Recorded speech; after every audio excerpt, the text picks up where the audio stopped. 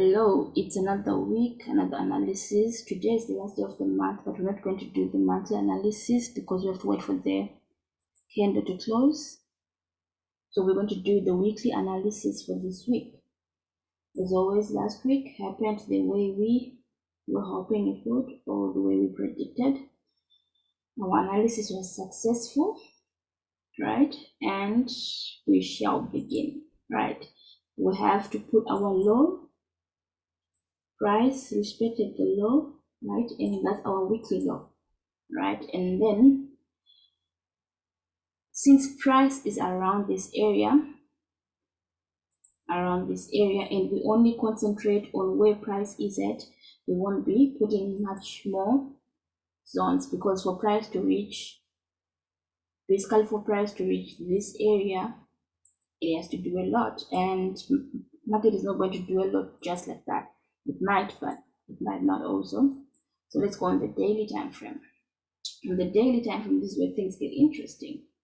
So from last week, this is around the area that we had our order block.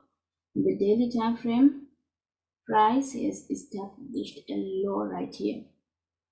If you look to your left, all the candlesticks have been printing at the same area.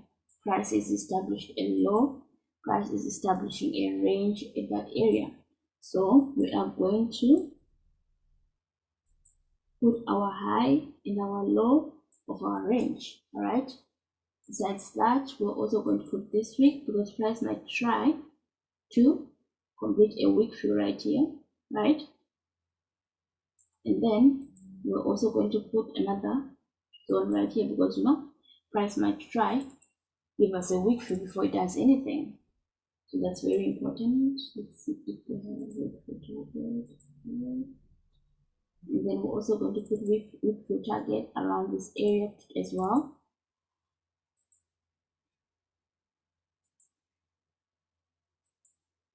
All right, there we go.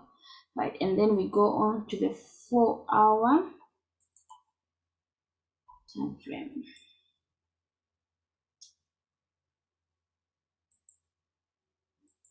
All right, on the 4-hour time frame, this is where things get interesting. Our zones came out nicely. We don't need to adjust them. As you can see, they came out nicely. So on our 4-hour time frame, this is where things get interesting. So basically, this is the high of our range, and we could say this is the low of our range, but this area has only been touched by this week only. So we will say this is the low of our range, but it can expand to say this is the high and this is the low. So you just have to keep both points in mind, right? So if possibly this is our low and this could be our high, we're only saying this is our high because unlike this one, this has only been touched once, right? This has actually been touched twice, because we have a high that came here, right? And then we had some complication around here. So the high was originally created, it was originally created here, and then this one confirmed it, right? This week confirmed it. So price has all the chances of actually reaching this area before it comes down to complete, to keep on going with the range, considering what it might do, and considering that it has been on this area for quite some time, day after day, candles next to each other, price might be here for quite some time also, right? So on the 4-hour time frame, these are the most important zones that we have, and this is perfect because they are so filled. So when it hits, it's important. On the 1-hour time frame, we just need to adjust just a tiny bit. On the 1-hour time frame, things are more clearer. All right, so we could say price is creating some sort of a peak formation around this area. Let's say we have an M formation, right, for price to range around this area for it to go higher, right? And then when it gets around that area, it would give us another peak formation for price to go lower. We have something similar to this for price to go lower. The thing is, price is going to be around this area and this area, or even this area and this area for quite some time, especially considering this is NFP week. So what they might do, since some news is already priced in, what they might do is they might try to keep the market around this area until Friday, right? So that the NFP week can give us the big move, can give us the direction, can now move market into what it's supposed to do next. But what they might do for the next 4 days is they might try to keep price between this range. So this is your playground, all right? So if it's your playground, what's our next trade, right? So price is giving us a low right here. We could say a low right here, right? So as long as price does not break this low, price has higher chances of reaching this high, right? So as long as price does not break this low, because price has created a low right here, price has higher chances of coming all the way up here. So what does it need to do? Price needs to break above, right? Retest for it to go higher. That's what price needs to do, right? So I would say, since price haven't broken above here, it would be best to wait. If you are going to enter buys for price to go higher, you will have to wait for price to break above this area, and then you can enter on retest. Because remember, even if price closes above here, it can still come back to our order block. This is now our order block for it to go higher. All right, this is the last bearish candle before price went higher. All right, this is your order block area. So when price comes all the way above here, then you use our video, the explanation of how to use the order block to get the perfect entry. You have an order block around that area for price to hit, and then it can come back all the way to our low, because remember, price is ranging. As long as it hasn't given us a breakout, price can keep ranging. So this might just be a weak field trade for price to go lower. Now let's look at our weekly candle.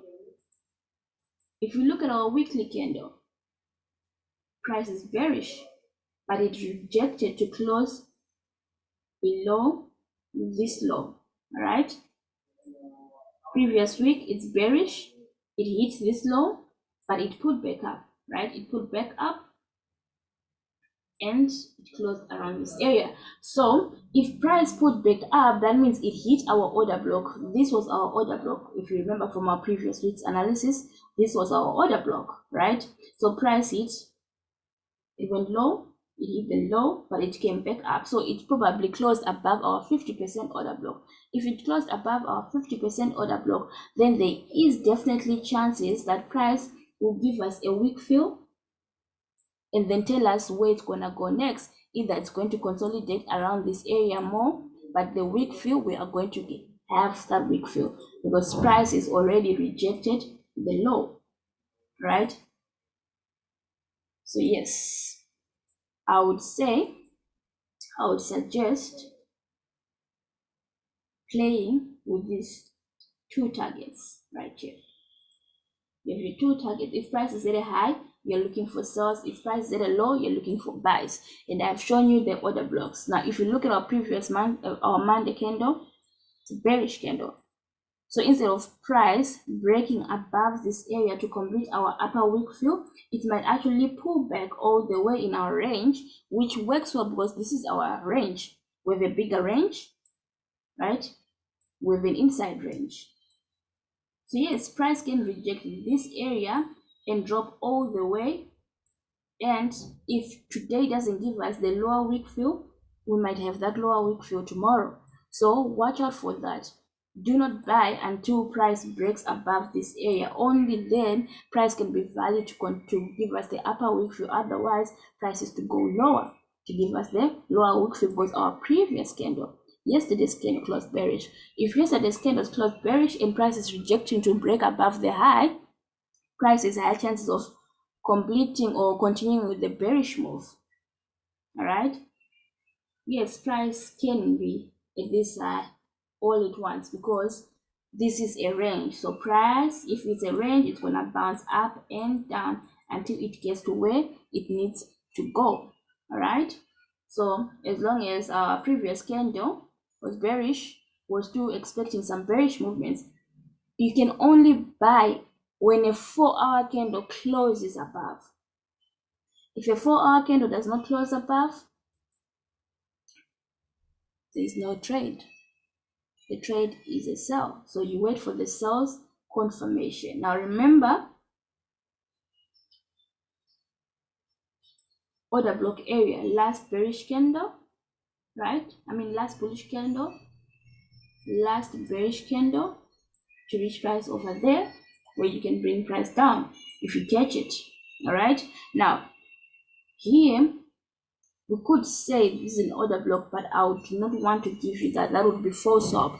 Prices all the chances of coming all the way down. Give us some sort of a range for it to go even lower. So keep that in mind. All right. So you have an impulse.